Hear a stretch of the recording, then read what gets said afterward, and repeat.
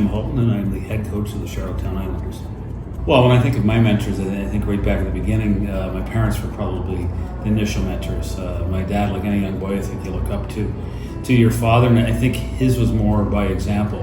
He was a man of few words, but he led by example. He was a farmer, and it was always work ethic. It was first and foremost on the farm. It was, up first thing in the morning, milking cows, and just no matter what the weather was, there was no excuses. And I think he was mentally tough, and he forged through a lot of it. So I think the original mentorship was more that, just understanding the value of hard work, the understanding the value of family. And once as my career kind of developed and I got into coaching, I've leaned a lot on my university coach. I went to York University in Toronto and played for a wonderful man by the name of Graham Wise. And Graham is the first coach that really made me, I think as an athlete, as opposed to just go out and play.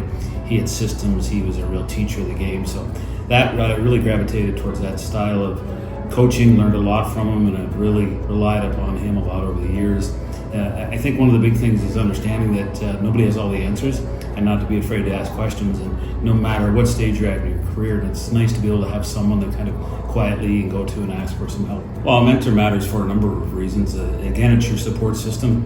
Again, I think you look for someone to have guidance and direction.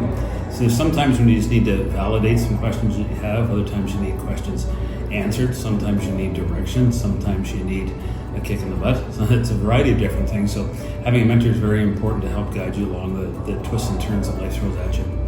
Well, mentoring to me, I think I equate it to the word guidance. I think a mentor helps guide you through a lot of situations. So the best mentors don't provide you all the time with the answers.